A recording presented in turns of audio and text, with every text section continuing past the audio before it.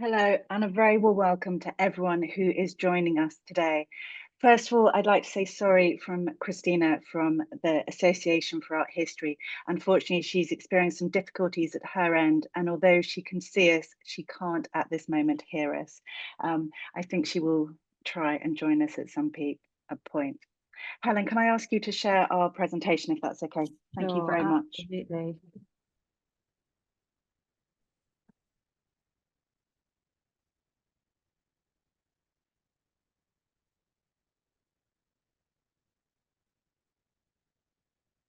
There we go. Have you got that? Yeah, perfect. Well, thank you very much. And again, thank you for joining us and apologies for the technological issues as we started. My name is Bryony Brickle and I'm the director of Magic Lantern. And this is my colleague, Helen Anderson. For those of you who don't know us, Magic Lantern is a long running educational charity. We turned 30 this year and we deliver history of art workshops in primary schools and other places of learning around the country. Our session today is about incorporating art history into the primary curriculum with a special focus on English and literacy. But first, what do we mean by art history? When I go into primary schools and I introduce myself as an art historian to the children and teachers in that classroom, it often doesn't mean very much to them. So together, we break down what do we mean by history and what do we mean by art? So together, we explore how art history is the study of art from across the world, from the ancient to the present day, and that it covers virtually every aspect of human history and experience. A Magic Lantern art history workshop is about using great works of art to help children observe, explore, and understand the world around them. It's designed to get children engaged with looking at art and to enjoy that experience and value that skill. We have a very interactive approach, which Helen will demonstrate later on. And we often have elements of drama, soundscape, problem solving, creative writing, and slow looking as part of our sessions. Feedback tells us that art history in the classroom can develop visual literacy. It can raise listening, writing, and speaking skills. It can benefit a whole range of learners, and particularly those who might be otherwise struggling to access the curriculum. It can build on children's own experiences and prior learning. And really importantly, it can demystify what can sometimes be an elitist topic. One of the distinct features of Magic Lantern workshops is that we have a cross-curricular approach. So we deliver workshops that speak to topics, history and geography, science and maths, learning in English, music, PSHE and RE, and of course, art and design. And if you have a look at our website, you can have a full sense of the variety of workshops that we offer and deliver. We're not suggesting that you can teach your whole curriculum using art history, but what you can do is use works of art to really engage, inspire, and extend learning within a particular topic.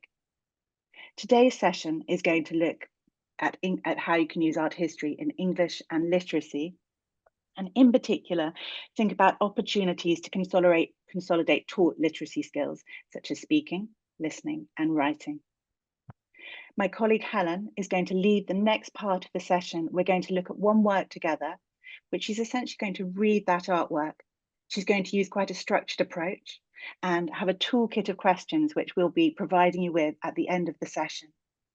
There'll be a variety of different interactive strategies and some ideas for extended speaking, listening, and writing projects that you can do with your class. After this, I'm going to have a few works. I'm going to show you some techniques you can use for short burst writing activities. And we will, at the very end of the session, share with you a list of all the works that we've shown, as well as the toolkit. We'll also round up at the end with some questions and answers. Now, Christina was going to lead that, but we will see whether she's back online by that point. So with no further ado, can I hand over to my colleague, Helen Anderson? Thanks, Bryony. So those of you who've attended our sessions before, or maybe even had us in your schools, will know that Magic Lantern is all about trying to slow down children's looking at art, and also to encourage them to articulate how it is that they're able to recognize things and deduce and infer things in art images. So a Magic Lantern session is always a really good speaking and listening workout. But this afternoon, what we're going to concentrate on is how to use a single image in the classroom as a kind of springboard for some more extended oracy and literacy work. So I'm going to take you through a slow reveal of a painting. It's a story painting, with some activities along the way that will help to build the foundations for some more sustained writing and speaking work. So here is our image. It's about 430 years old, but it looks as bright as the day it was made. It's about A4 size. It's an illustration to accompany the text in a book full of stories about one very important person who we'll come to. And you can see that it's a very busy image. Now, with Magic Lantern, we very rarely will put up an image and just say to the children, what can you see? Because that way, frankly, chaos lies. So there are various different kind of gambits you can use to kick off children's looking. And especially with younger children and with a very busy picture like this, one good way is to just play a game of I Spy with My Little Eye, because it gets everybody searching the picture together. And it also kicks off the opportunity to start thinking about the words for things, the names for things, the sound of those words, and really kind of relishing, feeling those words in your mouth. And I always say to the children, they can use either the starting letter or the starting sound of their chosen thing. And it's really good to start to keep a running list of words that the children use, write them up on a board where everybody can see it, and keep adding as you go along. Now, with very young children, you might like to just dive straight in with the elephants, because they'll be absolutely bursting to find out about those. So you can dive straight in and start building up your elephant vocabulary. So what animals can you spot? Elephants. And how can you tell that they're elephants? That how can you tell follow-up question is really, really important. Well, in this case, we can tell they're elephants because they've got trunks and they've got tusks and they've got great big flapping ears and great big feet and great big toenails, and they're grey. How many elephants are there? And how are those elephants the same as one another? And how are they different from one another? So a little game of compare and contrast, or spot the difference. You could do that with talk partners if you wanted to. And you can see that they're both wearing harnesses. They've both got bells and they've got gold rings around their tusks. But one of them has got a cloth over its back, a kind of saddle cloth. And it's got a man on its back as well. Haha. Now, with very young children, that'll be enough to take you very quickly to the kind of heart of the story. But with older children, you might want to take the slower route. And a good opening question here might be, what would you say is the main direction of this picture? And again, those of you who've been with us before and are familiar with our toolkit of questions, you'll know that the direction, which is to say the main lines of the composition, are the things that really kind of set the mood of an image. So horizontals to make us feel calm, verticals for stability, diagonals for drama. So immediately this great sweeping diagonal across the picture alerts us to the fact that there's something exciting going on. You could ask the children, can they guess or work out what country this is? We're in India. They might be able to work. There are some clues here. The elephants, they'll know that there are elephants in Africa, but they might also know that there are Asian elephants with slightly smaller ears. They might spot that some of the people in the image are wearing turbans. We're actually in India at a place called Agra. the building you can see is the famous Red Fort, and this is the River Jumna, which the people are trying to cross, because what is that diagonal? It's a bridge. Now, those elephants, how are they moving across the bridge? Are they walking nice and calmly and quietly, or what are they doing? Well, no, they're running. And how can you tell? Their legs are kind of flying out in all different directions. And in fact, they're quite tangled up together. It looks as if the elephant behind is kind of jostling and shoving the elephant in front. In fact, how is the artist showing you that these elephants are completely out of control? If you look at the front elephant, the artist has painted it as if its tusks and its trunk and its front foot are actually breaking through the frame, as if it's being pushed right out of the picture. And what's happening to the bridge? What's strange about that bridge? What's it made out of? This is actually a temporary improvised pontoon bridge. It's made out of boats, and you can see that the whole thing is starting to rock and to sway. And what's happening to the water in the river with all that activity? It's starting to froth and to foam. And I don't know if you can see my arrow here, but you might just be able to spot there's a fish jumping in surprise out of the water. Now, at this point, collecting your vocabulary here, it's nice to start adding in some sounds as well. We often ask children to identify the sounds in an image. If you were in this place at this moment, what would you be able to hear?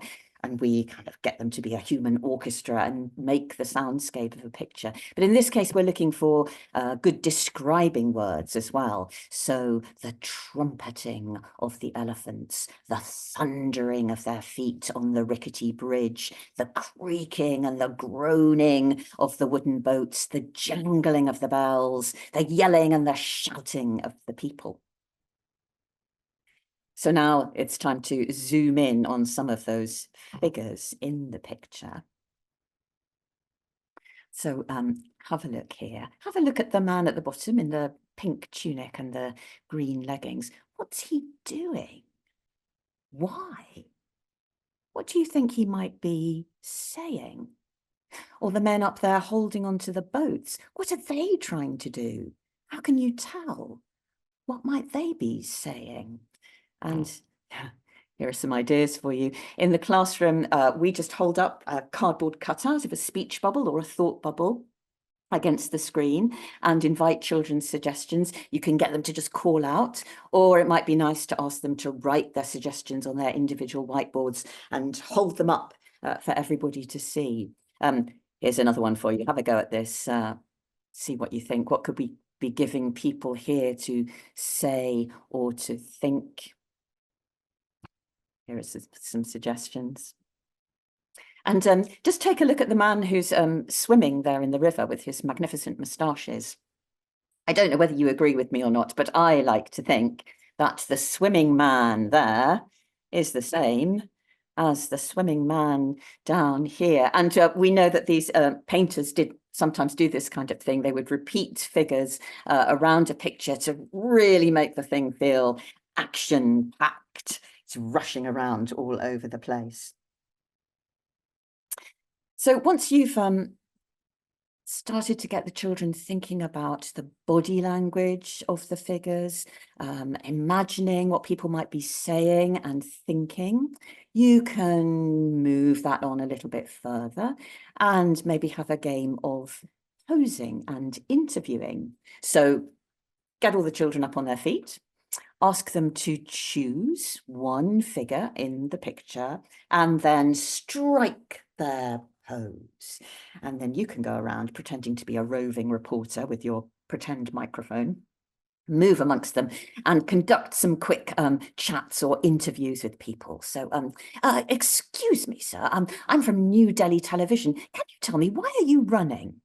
What are you going to do? What's going to happen next? Can you tell me how you're feeling? Those sorts of things. Or you can invite individual volunteers to come to the front strike a pose, see if everyone else can work out which one they are. And then if you're sure that the child is confident enough, you could even hot seat them. In other words, get the other children in the class to ask them questions, which they have to answer in character. And through all this, we're carrying on, collecting the vocabulary that the children use, so building up your word bank. There's a few more, some feelings words now. Now, while you're doing this, someone might choose to be the man riding on the back of the elephant. But if they don't, now is the time to draw attention to him. Have a good look. How is he different to the other people in the picture? What is it that makes him stand out? He's all in white, which makes him very striking. He's the only person to have a plume in his turban. And whereas everybody else is rushing around looking very agitated, this man seems very, very calm, very in control. What's he doing, or what do you think he's about to do? Have a look at his left foot tucked under the reins of the elephant. Well, this is the hero of our story. This is the Emperor Akbar, otherwise known as Akbar the Great. The story is all about him and his heroism, and what he's going to do any moment now, just in the nick of time, is he's going to pull back on the reins, he's going to bring that elephant under control, and he's going to save the day. So could we give him something to say? There we are. Never fear. I know exactly what I'm doing. So now you can go on to fill in the rest of the story for the children. And the story is, this is just one of many stories in a whole book that was written about Akbar, kind of chronicling his reign, full of lots of tales of his daring do. This is a lovely portrait of him looking splendid. Akbar was the third of the Mughal emperors of India. His reign coincides pretty much with that of Elizabeth I in England. His exploits were recorded in this book called the Akbarnama. Now, Akbar was very, very sporty, very athletic, and his favorite thing of all was elephant fighting. And that is how our story starts. Here's another illustration from the Akbarnama. This is a different episode where Akbar, who's on the horse here, has gone on a journey, visiting different parts of his empire, and his hosts have laid on an elephant fight for his entertainment. You can see it's a pretty fearsome thing. But our story is about a day out on the polo grounds, when Akbar recklessly decided that he was going to ride the fiercest and most dangerous elephant of all, a royal elephant called Hawaii. And all of his courtiers begged him not to. In fact, they even called in the Prime Minister to beg him not to do it. But Akbar ignored them all and went ahead. And he engaged Hawaii in a fight with another elephant called Ranbagha. And they fought and fought, and eventually Ranbagha was defeated and turned tail and tried to run away. But by this point, Hawaii, the elephant, was completely enraged and crazed and gave chase, with Akbar still on its back, and chased Ranbagha onto the bridge of boats over the river Jumna. This is a picture for you. This is from a little bit later, but this is the Red Fort at Agra, to give you the idea. You can see that it was surrounded by a moat and it faced onto the river. And I think that the land that you can see at the top of the picture is probably where, in Akbar's day, was where the polo grounds were. So you can see how they needed to build a bridge for the royal party to go back and forth. And the story describes how, as the elephants charged onto the bridge of boats, the whole thing started to rock and sway, and people rushed around bringing in reinforcements, and other people threw themselves into the river. And just at the last minute, Akbar, because he was so masterful and cool, managed to use all his skills to bring the elephant under control, and everybody got back safely. And this became a famous story of Akbar's bravery, and also, importantly, of his absolute fitness and right to rule in his empire. Here is the man who wrote the story down. This is Abul Fazl, and you can see him here handing over one of the volumes of the Akbarnama to Akbar. It was Abul Fazl's job to make Akbar sound as noble and heroic as possible, to really big him up. He wrote in Persian, and using very kind of ornate language, as you can imagine, all very highfalutin. Here's the whole picture. Interestingly enough, Akbar himself never learned to read or to write. He was probably dyslexic, but he was extremely smart, interested in absolutely everything. And the way that he learned was to have his courtiers read out loud to him. And he also really understood the value of visual art. And he brought a couple of Persian masters to his court to work with Indian painters, both Muslim and Hindu. And it was this sort of collaboration of skills that created what we now call the Mughal style of painting, with these jewel-like colours and lots of detail. And here is a painting, again from a little bit later, but of a Mughal artist working in the traditional way, seated on the ground with his drawing board on his knee, and his paints laid out beautifully around him in little clamshells. And to make a miniature like ours, he would have used very, very fine brushes made out of squirrel hair or kitten hair attached to birds' quills. And no wonder he needs his spectacles on. Now, in fact, our painting was made not by one artist, but by two artists collaborating, working together. One to decide on the composition and do the underdrawing, and the other to put the colours in. So in our case, Bazawan was the person who chose the moment, and he chose the moment of kind of maximum chaos and danger from that story to portray, decided on that dramatic diagonal.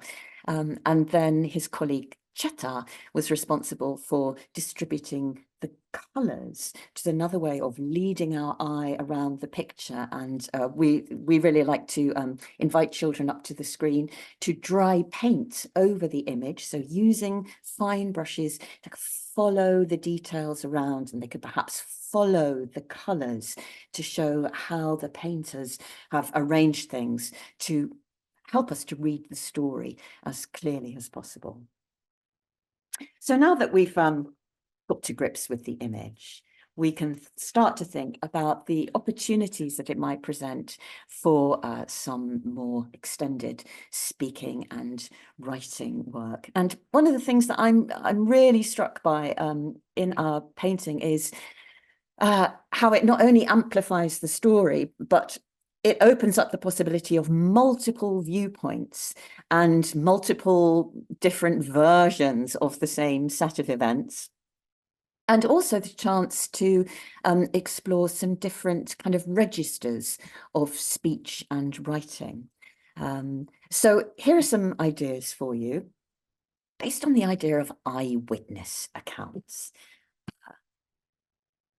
So first of all, a couple of things that the children could do working alone. Write a private diary entry where they confide in their diary, you know, a really kind of honest account of their experience of the day of the elephant fight, and how it made them feel, what they saw, what they heard, what their emotions were. Or they could have a go at writing a letter or a postcard to a friend or a family member. So retelling the story, but perhaps in a rather different way, maybe, I don't know, exaggerating their part in the story, or really trying to describe the scene in as exciting a way as they possibly can. And then a couple of things that children could work on in pairs. It might be nice for one to pretend to be a journalist or a reporter of some kind, and the other to be an eyewitness, and to work out between them a set of questions and answers, maybe 4 or 5 question and answers, which they could then write down, or they could kind of perform for the class.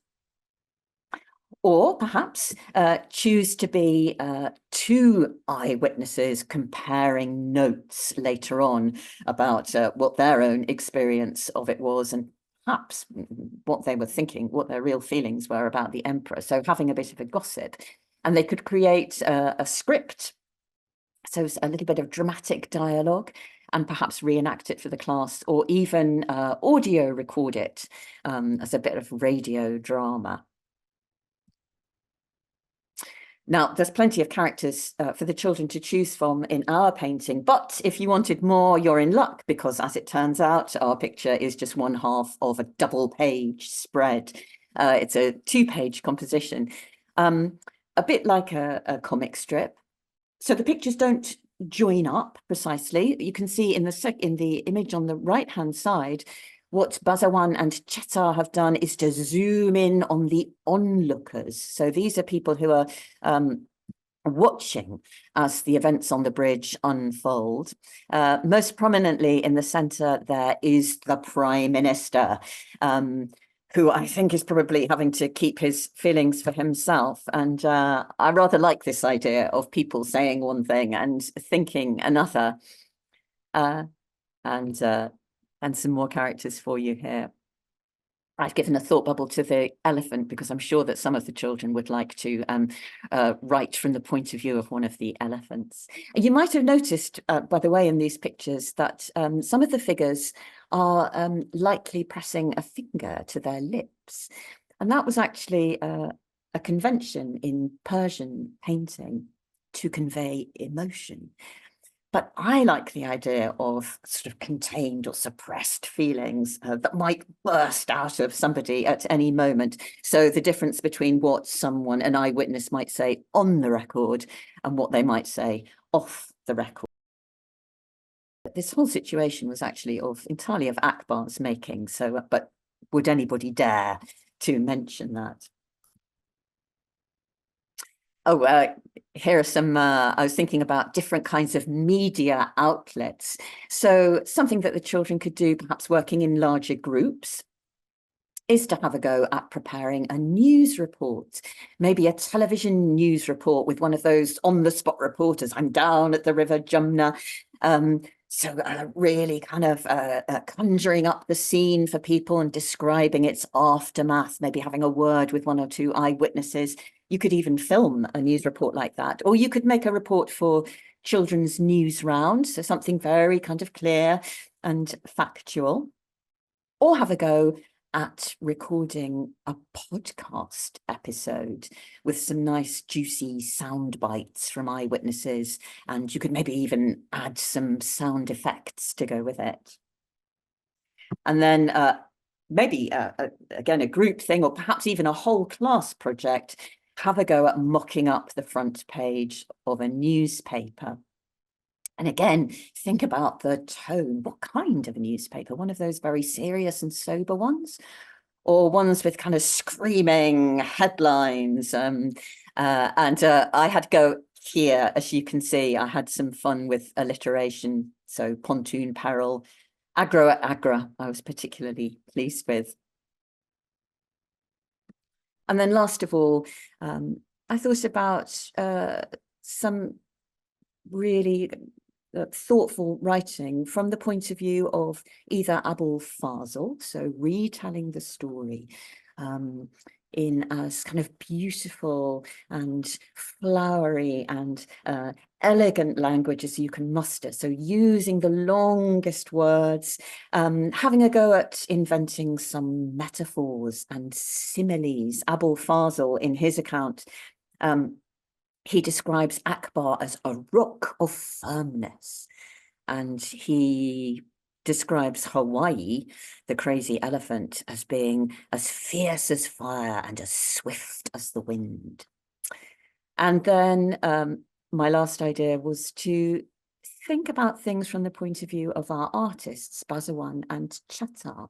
A written account or perhaps an audio recorded account of how they came to make their decisions about portraying this episode. What are the choices that they made, the moment from the story that they chose, the choice of the dramatic diagonal in the composition, where to put the colours, the materials that they used, how they wanted people to feel when they saw their picture. So I think it's we love this this painting at Magic Lantern. We use it often. When you're doing these tasks with the children, obviously keep the image visible at all times. Keep it up on the screen. Keep your word bank visible as well for the children to be referring to as they go along. I think it's really, really rich image. I think there's you'll have loads of ideas of your own. But I hope this has given you some inspiration. And if it's piqued your interest in Mughal art, which I hope it has, there is a fabulous exhibition has just opened at the Victoria and Albert Museum in London. It's called The Great Mughals. It looks terrific, and I urge you to go. But now I will hand back to Bryony. Helen, thank you so much. That was really enjoyable. Thank you. It's a work that I particularly love using in class. It just really feeds the imagination. So thank you. What we thought we'd do now is just for the last part of the session, just share some works with you that you can do some short burst writing activities with. I'm sure you do this anyway, but it's a good idea to have an image of the work that you can place ideally into the children's books. But remember, if you're doing that, if you're going to have an image in their books, also have the work up on the screen. Having it up on a kind of digital whiteboard will really help in terms of clarity, the kind of resolution of the image, and also to be much true to colour and potentially as well scale. Something that we nearly always do with a Magic Lantern workshop is kind of bring a tape measure in, measure out the artwork, give the children a true sense of how big or indeed how small something actually is. So the first work that I wanted to share with you is a piece by Sonia Boyce. It's a pastel on paper from 1984 called Big Women's Talk. And it's a really lovely work to use if you want to develop a written character description, and particularly if you want children to start thinking about how to visualize, predict, and infer, and do that within the context of an image. Similar to how Helen was working, sort of ask specific questions. Don't just sort of ask, what do you see? But say, what colors can you see? Are they hot colors? Are they cold colors? Can you find me complementary colors? How do these colors make you feel? What patterns can you find? What adjectives describe the mood? What verbs describe the action? Get the children to think about the characters in this artwork, particularly the child. There's something quite relatable about this image. How old do they imagine the child to be? Do they have a name? What do they like doing? What do they not like doing? What are they thinking about? There we go. And often, again, in class, I wouldn't actually I would use, I have a kind of a thought bubble that I pop up onto the screen and take it away again, just like we're going to do now. So you can really kind of see that image. What's the relationship to the woman? What's the woman doing? Let the children know the title, Big Women's Talk. What do they think they're talking or she's talking about? You'll get some fantastic answers. Think a little bit about setting. Where are they? Inside, outside. But also in terms of like the weather, the season. And then ask children to write in the first person, imagining that they're the child. Use vocabulary from the word bank. Use ideas from the character that they've been developing. Try to make the reader feel close to the character by understanding how that character is feeling and what they're experiencing. and make the language mirror the mood of the artwork as well. Okay, next one. Here you go, something really different, but equally wonderful. This is John Constable's The Haywain from 1821. As Helen's been saying, one of the things that we're really keen on in Magic Lantern is really spending time to look and make sure that everyone can actually see the image, just that they can get close enough. And if they can't see it from wherever they're sat, invite them up. I sometimes even bring along with me a magnifying glass to sort of create the idea of art detectives where they can kind of look and discover and play games like I Spy, or with older children, ask them to find two things. One they recognize, one they don't understand or doesn't perhaps make sense. Why are the horses standing in the river? With younger children, you can use this painting to simply build sentences. The water is wet, the water is wet and cold. The dog is barking at the boy. But also another nice activity is maybe small world play, so that you recreate this painting using a toy dog, toy horse, toy cart, toy boy, and imagine kind of expand the story beyond the painting itself. Let the children tell you what happened next. Something that we really enjoy doing with Magic Lantern is asking children to imagine that they could step into the painting. This can work particularly well with a picture like this. So, and lead them through the experience. Don't just say you imagine you're in the painting, but really talk them through that process. Maybe even close their eyes, and when they open them, they step through into the canvas. Get them to begin to have a feel for the weather, the season, how they feel, and then maybe quite specifically build into the senses what it is that they can see, what it is that they can hear, what it is that they can smell, taste, and feel. And collect the words, similarly we're talking about kind of with a word bank, and then expand that, adding in adjectives and verbs, expanded noun phrases, alliteration and metaphor. And our third work. So this amazing print by the Japanese artist Hokusai from the 19th century. This is a wonderful work for children to kind of experience almost kind of within their own bodies, to get a sense of the movement within the painting. Helen was talking about movement earlier. Movement is really key. And it's something that in Magic Lantern we often do. We act out the brush strokes of a Jackson Pollock, or together we grow and become the columns of a Gaudi cathedral. But here we have the wave, and the great wave of Kananagua, and invite children to start off kind of crouched on the ground, and then they slowly kind of grow in stature and height and stand tall till their arms are kind of raised out and above, and their fingers are kind of clawed like the hands of the wave. And then let them hold, and then crash down. You obviously kind of make sure that no one's going to crash into each other beforehand, and repeat it 3 times to get that sense of the momentum and the energy of the ocean itself. Get children to also look at the 3 boats that are rushing back to Edo with fish on them. How do they think those people on the boats are feeling? Here you've got children terrified of the wave that's about to crash down upon them. And this work by Hokusai can be really good if you want to build a piece that's about a sort of a dilemma that has elements of kind of suspense and drama. The stormy seas really lend themselves to powerful verbs and adjectives. Something else you can do with it as well is think about creating a haiku poem. Haikus often work quite well if you have something visual to focus on. A haiku, which is a short Japanese poem, often inspired by nature, with 5, 7, and 5 syllables. Okay. So to conclude, when we go into a classroom, we always know why we're showing an image.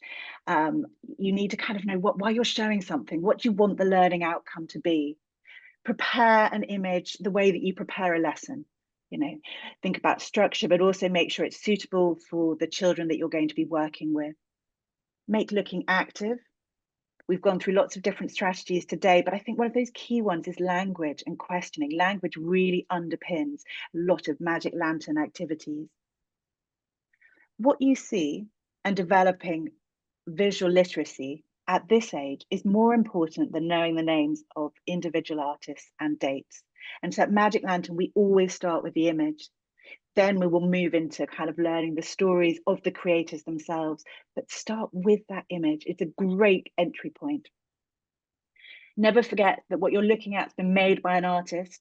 And so remember to talk about the materiality of an object, what it's made out of, how big it is. If you can have handling objects in the classroom as well, that's always fantastic. Whenever we go in to do sessions, we'll have different objects that children can touch. And famously, our palette, our dry palette and paintbrushes to do dry painting with. Remember as well to remind children that a lot of art they can access in museums and galleries is available free of charge, that it's something that they can go and see. And with that in mind, also think about the geographies around you. So if there is a local collection, maybe it's worth showing works from that collection in your school. And finally, if you're confident and enthusiastic showing artwork to the children in your class and ascribing value and meaning to that process of looking at art, then your students will also see that process as being really valuable, and they'll have kind of cultural ownership. And a painting, a print like the Hokusai will be a print that kind of belongs to your class. It can be theirs, and it will stop art from being something that can be seen as elitist, something for other people, other children. In terms of resources today, we'll be sending you the toolkit, a list of works that we've looked at today, and a kind of toolkit for looking at an artwork. There are so many brilliant art books out there, brilliant art reference books. So what I thought I would just do is just highlight two very good fiction works. The first, Frame by Frank Cottrell Boyce, is particularly good for Key Stage 2 children. It's a story, it's inspired by how during the Second World War, the collection from the National Gallery went to a mine in Wales. And this is a book that really kind of makes art relevant to our lived everyday lives, particularly for a young person. And it has frequent references to Teenage Mutant Ninja Turtles. And the second book is Katie's Picture Show, which is by one of our patrons, James Mayhew. And this is a book in which a young girl visits museums and galleries with her grandmother, who dutifully falls asleep at the first available opportunity. And Katie kind of climbs, much as we did with the Constable, climbs into different paintings to meet the protagonists within them. Again, kind of making art feel very alive. Thank you, Helen. So we're going to have a Q&A session in a moment. We are actually going to be leading that because unfortunately Christina can't join us, but I do have a message from Christina from the Association for Art History. So Christina wanted to say thank you very much for coming, and that we plan to do these events annually together. And each year with the Association for Art History and Magic Lantern, we'll focus on a different area of the curriculum. So we'll look at doing a workshop on history, maths, geography, art. And at the Association for Art History, like Magic Lantern, they're committed to widening access to art history and are pivoting themselves to doing more with state schools at the primary years level in the coming year. Christina will be sending out feedback forms, and she'd be really grateful if people could complete this to help shape events going forward. Again, her apologies that she can't be with us, and actually our huge thanks to the association for enabling today to take place. I'm so sorry that we can't actually see Christina. What I'm going to do now is go into I'm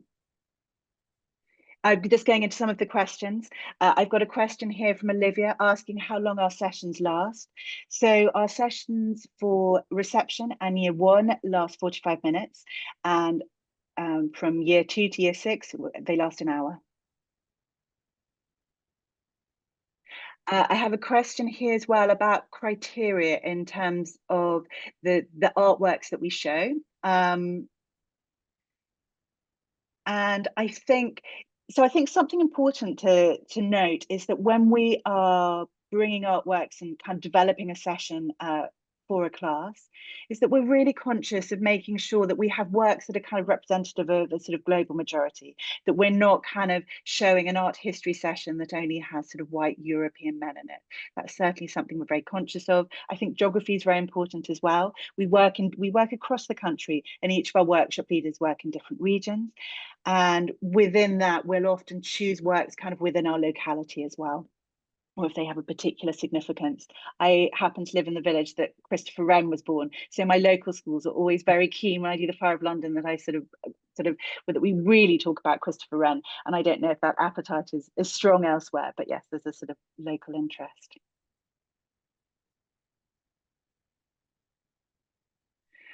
We have another question here. Helen, I might hand over to you rather than just but I'm going to read the question to you. I was saying a great presentation. How would you adapt your session for SEND children? Oh gosh, well, that's really interesting.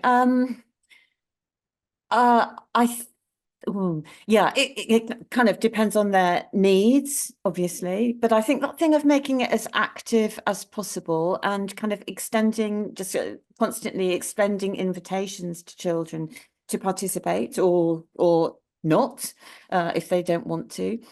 But I think the thing of sort of evoking the senses as much as you can, the soundscapes especially. Yeah, I think it's just about as always, actually, with any class, kind of opening up to the children to kind of take the lead in where they want things to go.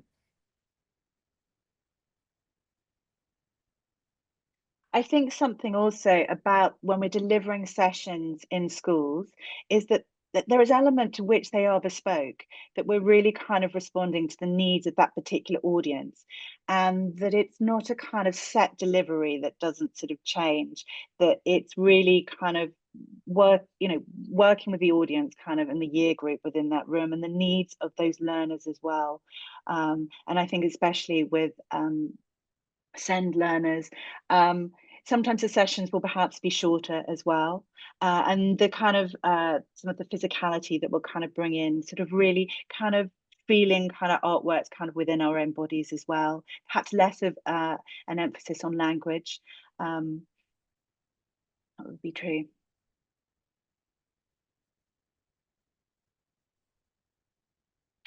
So there's a question here about copyright, showing artworks in class.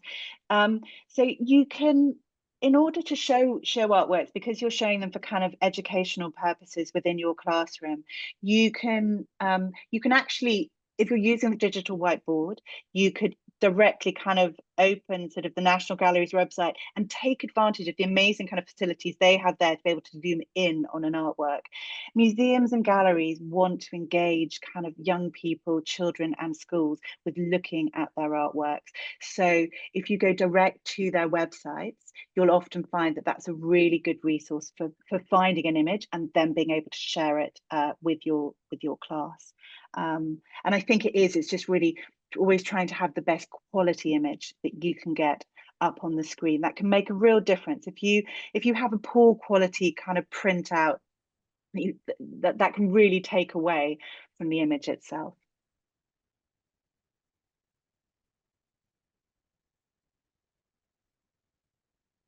I'm just seeing if there's any more questions coming through. I don't think so. How are we doing for time? We're okay. We are running to time, which is always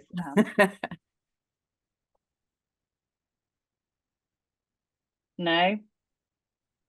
Well, I can't see anything else coming through. I'm just checking. No. So I would like to say a huge thank you to Dr. Christina Bradstreet and the Association for Art History for having us here today. And I would also like to say a huge thank you to all of you who've turned up, especially those of you who've been teaching all day. I know that kind of, it's a tall order to come and do this as well, but it's a real pleasure to be with you all. So thank you so much. Thank you very much to Helen.